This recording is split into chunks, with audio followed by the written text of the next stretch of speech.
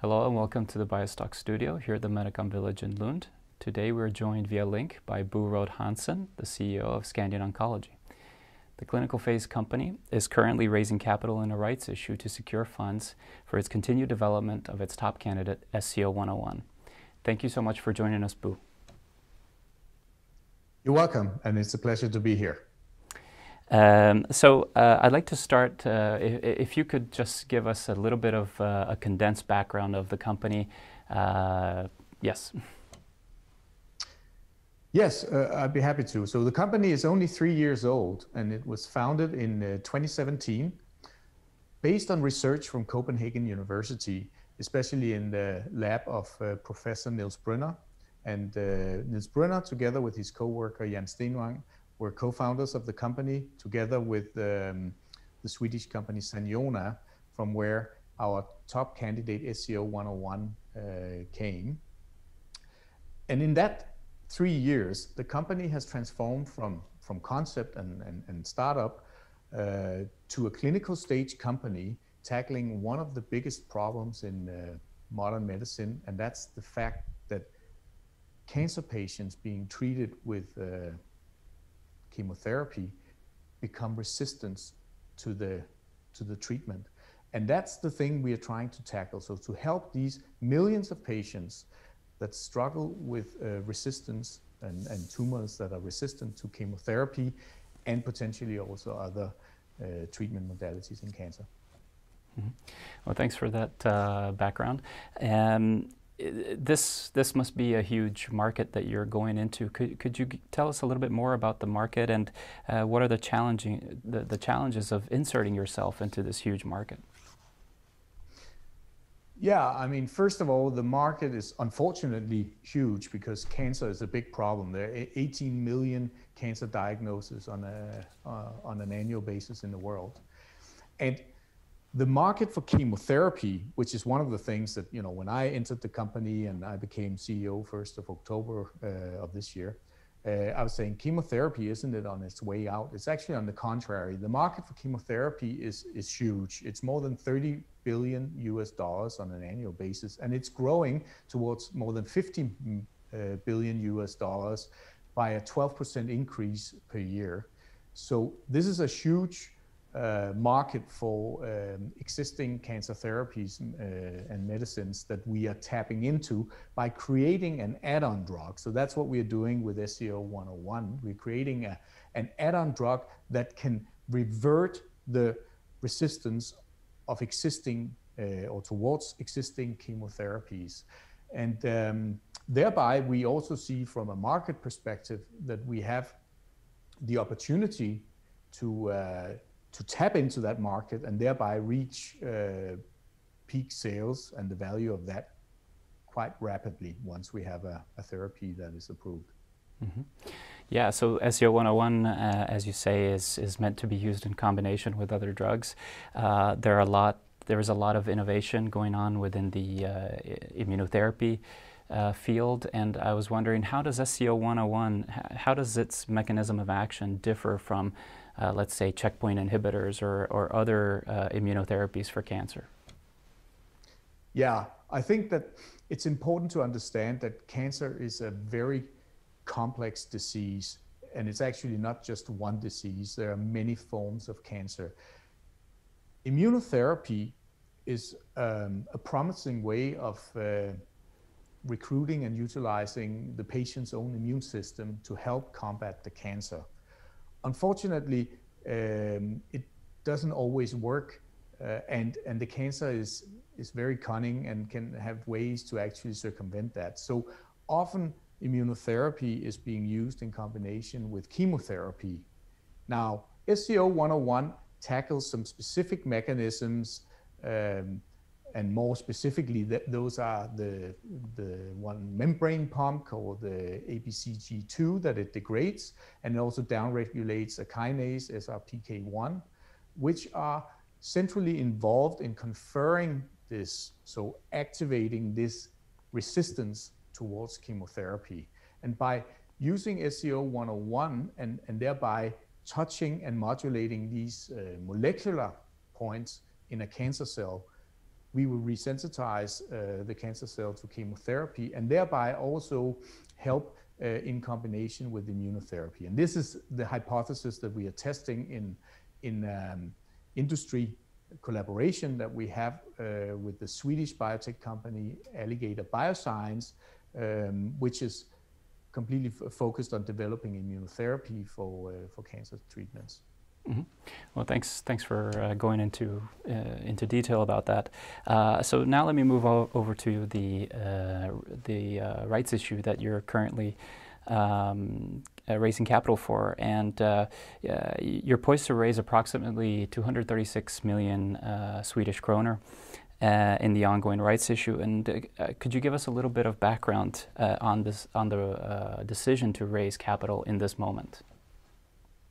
Yes. I mean, first of all, we are right now in the process of we're going through our rights issue. It's a fully guaranteed, so 100% guaranteed rights issue, and we are aiming at raising the 236 million Swedish krona. This is capital important for Scandion Oncology to secure that we can develop SCO-101 and also our pipeline towards the next inflection points. And in terms of SCO-101, which is our trailblazer, and this is where we're going to utilize most of that capital. About 60% of it will be used to secure really strong data from our clinical development and proof of concept on SCO-101 in our metastatic colorectal cancer trial, where we combine with FOLFIRI, and in our metastatic pancreatic cancer trial, where we combine with nab-paclitaxel, so a taxane, and gemcitabine. Mm-hmm. In more specifics, how far do you expect to get into your clinical development with the money that you'll be able to raise? Yeah, so this money will secure the operations in the company a couple of years out, and I think it's important to say that we expect to have clinical validation, so proof of concept for SCO-101 in that time frame, and I just outlined that. Besides from that, we will also utilize funds to secure, you can say, the progression of the company or the sustainability by investing about 10% in profiling novel compounds and our follow-up compounds on our pipeline, so SCO-201 and SCO-301. And we will also use money to make sure that the company is well positioned for, you can say, the more commercial phase of this game, and that is investing into our business development activities, investing also into our investor relations, and managing the company, making sure that our intangible assets in terms of IP is well taken care of, and so on. So this is where we're going to use the funds. Mm-hmm. Well, thank you. And you also recently announced the intention of changing listing venue. Would you mind commenting on that? Yes, I'll be happy to. So we have announced, yes, the intent to shift from, right now we are on the Spotlight Exchange in Stockholm. I think that has been immensely successful for Scandion Oncology, and actually this rights issue is the largest rights issue on Spotlight. I think that the time has come also with the maturation of Scandion Oncology to go to a marketplace where we exhibited to another kind of investor or another investor type as well. And I think that our move to a NASDAQ First North growth market is the right place for us to be next. Mm-hmm. Well, just to finish off, 2021 is around the corner, and hopefully a better year will be ahead in terms of the pandemic. But what are some of the milestones that we can expect from Scandion Oncology in the next year? Yeah, I can say that the first 3 years for Scandion has been extremely exciting. But when I look sort of ahead, the next years are at least equally exciting, if not more. Within the next 12 to 18 months, we're expecting a number of readouts from Scandion. First of all, our metastatic colorectal cancer trial will read out in the second quarter of 2021, where we will have the first collective data from the first part of the study, which will allow us to immediately commence into the proof of concept arm of the study, which will then again read out in the first half of 2022 and be finalized a little bit later that year. And in terms of our metastatic pancreatic cancer trial, we are expecting the readout from our phase 1b, so the dose optimization phase, in second to third quarter of 2021, in order to set the dose that we can take back and use as the basis for initiation of the proof of concept phase of that trial.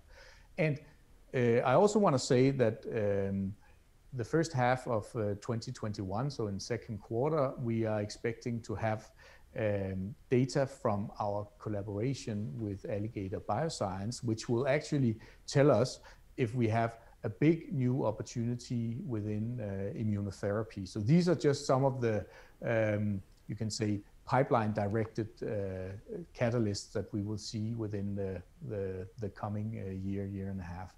And then I want to say that we are also looking forward to change our listing venue, as we have announced that this is our intention. Mm-hmm. Well, thanks. It sounds like a lot of exciting things are upcoming for Scandion Oncology, and we look forward to following, and we wish you all the best for the coming months. Thank you for joining us. It's a pleasure, always.